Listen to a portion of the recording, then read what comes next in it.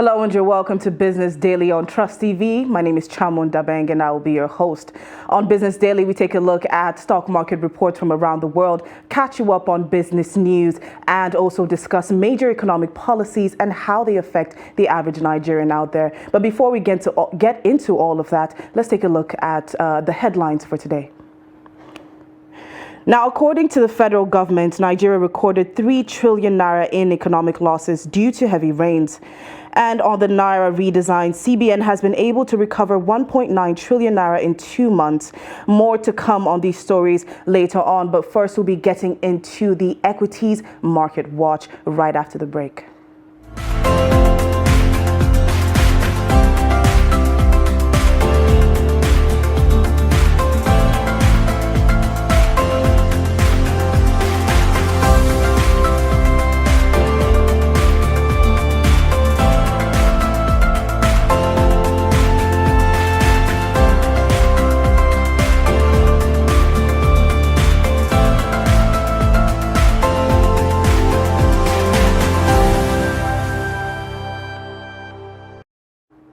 You're welcome back, and it's time for Equities Market Watch, and we'll be starting off with the NGX.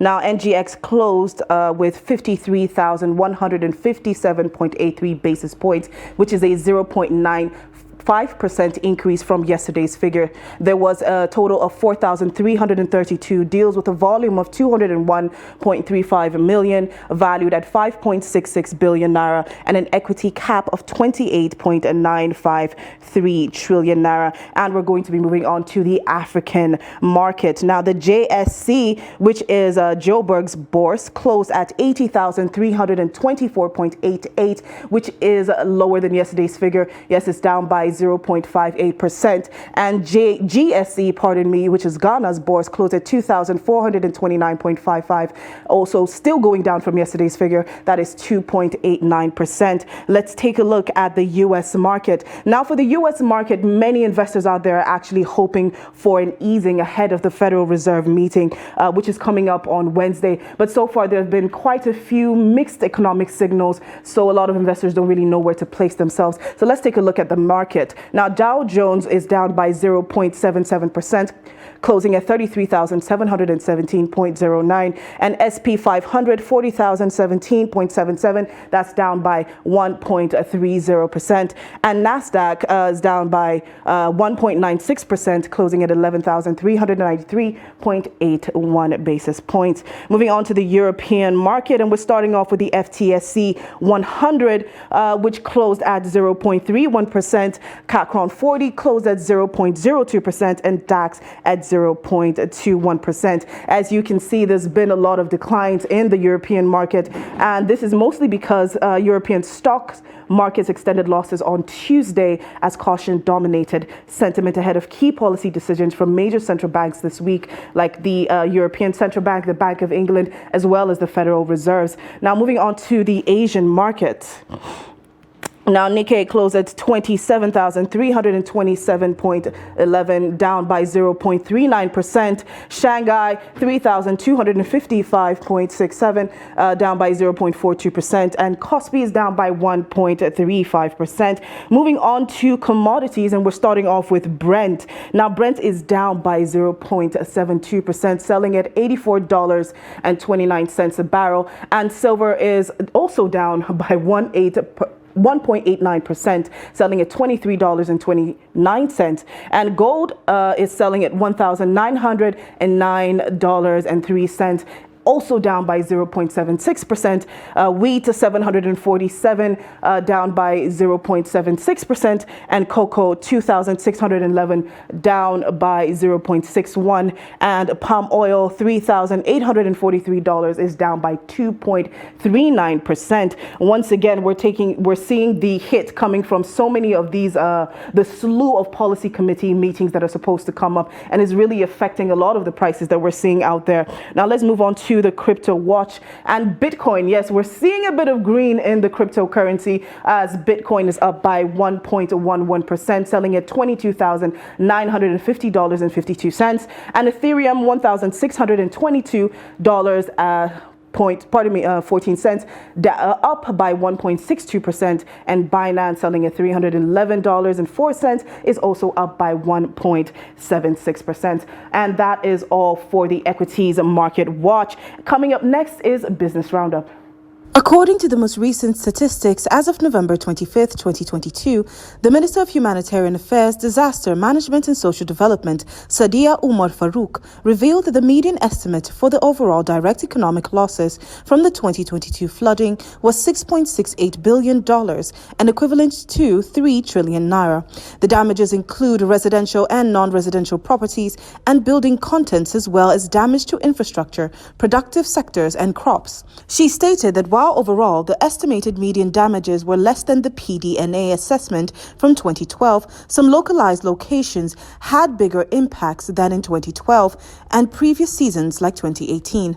According to Farouk, based on the modeling, over 650,000 hectares of crops were apparently damaged, and based on other estimates, it was predicted that the number would rise to nearly 1 million hectares of crops damaged or destroyed.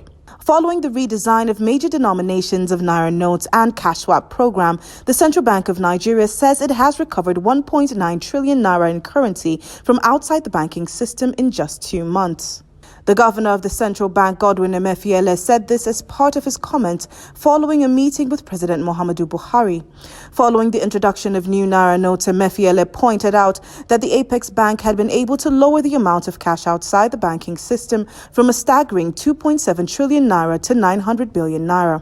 Out of the 2.7 trillion naira kept outside the banking system, the CBN governor stated that the program had a success rate of over 75%. All right, that's all for Business Roundup. Today on the show, we're going to be taking a look at the Naira redesign. Now, on Sunday, the Central Bank of Nigeria's Governor Godwin Emefiele announced that the January 31st deadline is going to be moved to February 10th. Since then, there have been several mixed reactions coming from Nigerians. We've had situations where there are long queues. A lot of people are complaining that POS agents are now hiking up the prices or hiking up the charges. And we also have so many different issues, a slew of different issues facing this. Nigerians are struggling to get a hold of hard cash. Now, joining me in the studio today is policy analyst Faiz Mohammed Ali, and I also have economic and political analyst Joseph Ago joining us in the studio. Now, let me ask you guys this question. Have you guys actually been able to even get a hold of the Naira note since all of this, since the deadline came up? Let's start off with you, Faiz, please. Yesterday, I was able to get hold of 5,000 Naira and 1,000 Naira notes. However, I needed to pay, or the POS agent asked me to pay an extra 500 just to access that amount. And it seems that that is a recurrent tale, regardless of where it is you go. There has been several cases, excuse me, of the new Naira notes being sold at exorbitant prices, both outside and inside the banking sector. All right, Joseph, what about you? Yeah, I've been able to lay my hands on the new Naira notes, but the issue there is I've not been able to get it from any ATM. I got it through friends and family, so I think it's still a challenge. I mean, I can't, of course, the batch that I got yesterday, I got it from someone that actually paid POS agents at, of course, the rate Faiz just described. So I've not been able to get my hands on the new Naira notes from any ATM or from my bank, but I've been able to lay my hands on the notes from friends and family. Okay, that's interesting. I had a bit of an experience just yesterday when I went to change some foreign currency, and I remember being told that, oh, if I wanted transfer, then I would get 750, but if I wanted cash, I would get 720. And I was wondering why. I mean, it's still the same money at the end of the day. But yes, these are the situations that we're currently dealing with. We'll take a short break, and when we get back, we're going to go deeper into the discussion. Don't go anywhere.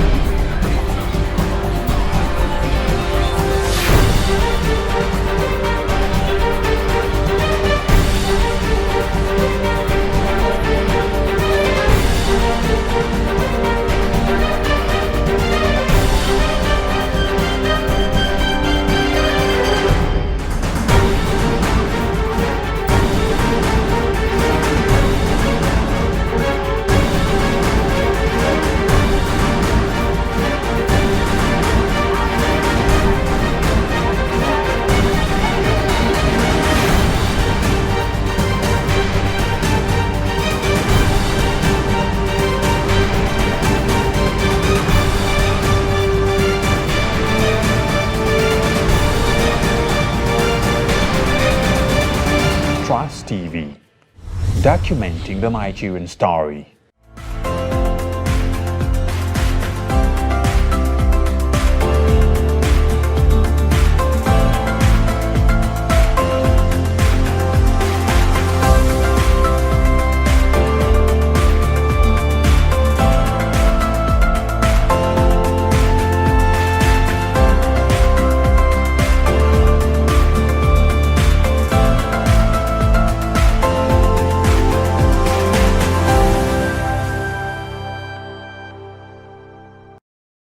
You're welcome back to Business Highlights on Trust TV. My name is Chamun Dabeng, and I'm here with political and economic analyst Joseph Ago and policy analyst Faiz Mohammed Ali. And we're taking a look at the Naira redesign and the chaos that has ensued. We have long queues. The POS agents are charging extra. There are people who are actually even selling the new Naira notes to people out there. There was even a case yesterday where the DSS arrested some of these guilty parties. And yeah, we're just taking a look at the fact that Nigerians are struggling to access hard cash. Now, what do you make of this? A nation that is already struggling with FX shortage is now struggling with a shortage of its national currency. Now, Joseph, let me start off with you. What do you think about this? I think we've become a nation of queues. So there is a queue for petrol, there's queue for PVCs, and now we have queue for new Naira notes. So, I mean, it's unbelievable. For example, where you have a situation where, I mean, I have money in my account, but I can't get my hands on hard cash. I mean, from my own account. I mean, the bank is not doing me a favor, but I still don't understand how getting these new currencies out is still a problem for the central bank and various commercial banks. All right, so before we go to our next guest, Faiz, we do have a report. Nigerians are reacting to the current situation, so let's take a look. Rushing to swap their old Naira notes with the newly redesigned notes, the residents and business operators in Bajoga, Funakai local government area of Gombe State form queues for the new notes. It is not different in Ashaka, where residents battle the scarcity of the new notes and struggle to swap their old notes. It took the intervention of the CBN before the cash swap program take effect. Scarcity of the redesigned notes is a challenge, and we have deposited the old notes, but I'm happy now because they swapped the sum of 10,000 Naira for me. They swapped the old Naira notes with the new ones for me. I have been trying to get some cash for a long time, and the ATM has a long queue. But I'm happy when I heard about the swap, and I came here and got the new Naira notes. Some of these people queuing to withdraw the redesigned notes at ATM machines have spent hours making life difficult. Sure, everything is going okay. We are enjoying the thing, but seriously, we don't get plenty money here. That's the problem. People are suffering here. Meanwhile, CBN team could be seen monitoring commercial banks to ensure availability of the redesigned notes. With the extensions of the deadline to 10th February 2023, it is a great opportunity for Nigerians to deposit their old Naira notes at the commercial banks to avoid any financial loss. So there you have it, coming from Gombe residents. Now you have a case where you're allowed to do the cash swap program that was set up by the Central Bank of Nigeria to make things easier for people who are unbanked or, you know, struggling to make that change at normal or at closer range banks. And you also have people who are complaining about the queues. You have people saying, oh no, it's taken too many hours. There's not enough access to enough cash. Now, Faiz, what do you make about all of this? Naira scarcity, FX shortage. What do you make of this? Unfortunately, the situation has been predictable from the beginning. It was something that you could foresee, specifically because of the timeline given by the CBN. It was foreseeable that there simply wouldn't be enough time for them to produce enough Naira that could enter into circulation for the vast majority of the country. I think it's interesting to note that in more developed economies or similar sized economies around the world, they don't move into e-banking and electronic transactions to penalize people who use cash, or because there is a shortage or a scarcity of some sort, but simply because those economies run largely on credit. And therefore, you cannot take the same situation and apply it to Nigeria, which has been a cash economy for decades now. Besides it being a foreseeable problem, I think it's something that the CBN has to really look into properly, because it has become somewhat of a national security issue. You see the CFA, for example, being used in the border areas of Nigeria and Niger, for example, instead of the Naira, in order to make transactions, simply because of the level of scarcity that everyone is experiencing. And the truth is that there simply isn't enough Naira in circulation, at least the new Naira in circulation, to go around. When you look at I think earlier the CBN was reporting that they had been able to bring back 1.9 trillion Naira into the banking system. But the truth is that 1.9 trillion Naira was part of the informal sector. So it was already money that was circulating within the economy. That's not the problem. The problem is illicit money that is outside the banking sector, which is in several trillions of Naira. And that is better tracked through financial intelligence rather than through restrictive measures such as a currency swap. All right, very valid points that you're actually bringing here, and I want to get your own perspective, Joseph. So first of all, I would like to discuss the e-payment, which Faiz brought up. A lot of Nigerians now are switching to e-payments because they can't get a hold of cash. I'm guilty of this, I'm not even going to lie. I don't think I've had actual cash in maybe like a week because I don't really know what to expect. Is this really a solution to the things that were going on, to the things that we're facing, pardon me? How long can this actually last with Nigerians, focusing solely on e-payment for now? The problem with e-payments is that we have an infrastructural issue. For example, I'll give an example. On Sunday, I was sitting in church and of course I had no cash, so I wanted to pay offering. And I tried USSD, for that purpose. I couldn't do that.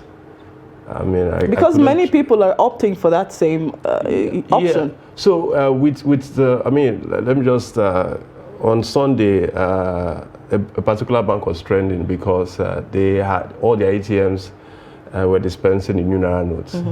On Monday, that's yesterday, 3 banks, were trending because these banks had issues with their e-payment platforms or internet banking platforms. You go to restaurants, you finish eating, and you can't transact with the POS machine, so you'll be made to wash plates. You go to ATMs, you can't transfer. You try USSD, you can't transfer. As a matter of fact, the transaction I was unable to undertake on Sunday. I had to wake up very early in the morning, I think around 3 o'clock or so, to carry out that particular transaction because I just thought volume. As a good Christian. volume would have gone down at that particular time. But I can tell you, from yesterday, I had issues transferring with USSD. So we have a serious infrastructure issue. And we saw this coming. Remember, banks were already complaining that they were losing IT staff. They were jappering. So jappering.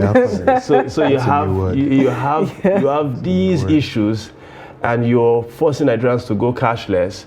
And now some people don't want to queue; they want to transact through internet banking, and they're having issues. So I don't see what the central bank or the banks are doing here. You are trying to solve a particular problem, but you're creating several other problems or challenges. Faiz, you agree with that right now we're just in a situation where one policy has now created several problems for us? I think this is the key issue that the CBN needs to really focus on. The corresponding lack of infrastructure that can support e-transactions is actually the main problem. It's the reason why Nigerians are more trusting of cash transactions than e-transactions because of all of these attendant issues.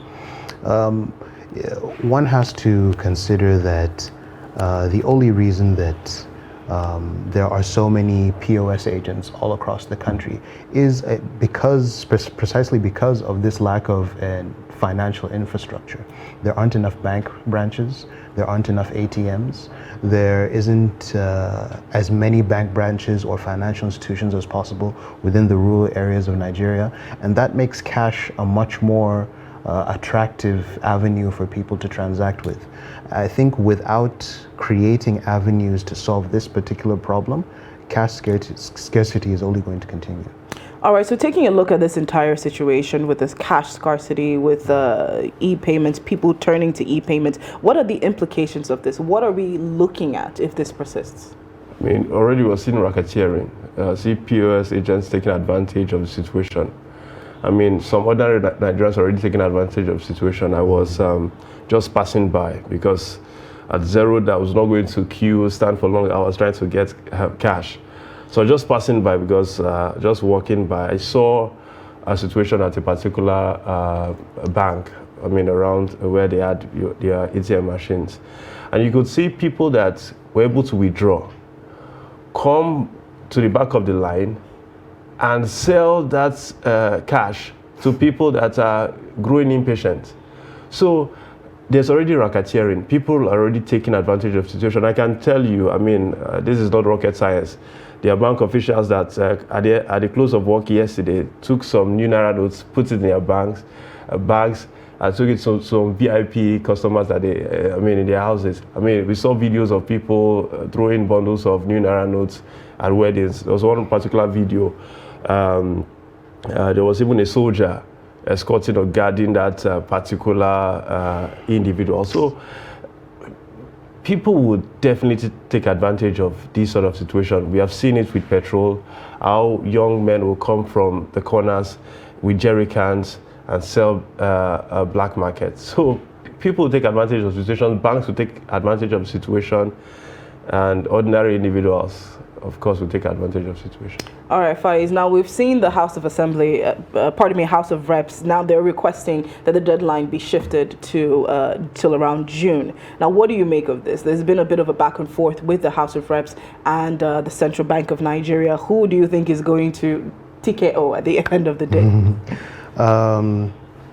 I think it's rather shocking to consider that the House of Reps in this situation is the one in the right. Typically, they're the ones in the wrong.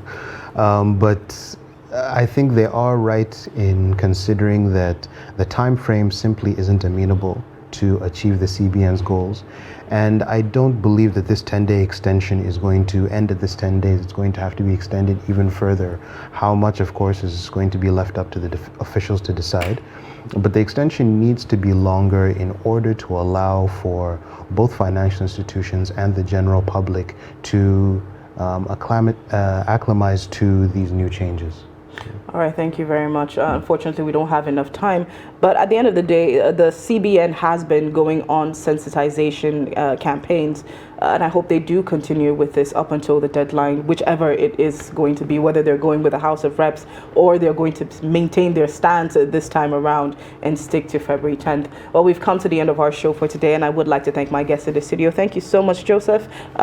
Joseph Ago, political and economic analyst, as well as Faiz Mohammed Ali, policy analyst. Thank you for taking the time out of your schedules to be a part of the show. And to our viewers out there, thank you so much for watching. Don't forget to follow us on all our social media platforms. You can find us on Facebook, Instagram, and YouTube. Just look up Trust TV News. Well, thank you very much. My name is Chamun Dabeng. Please do stay safe.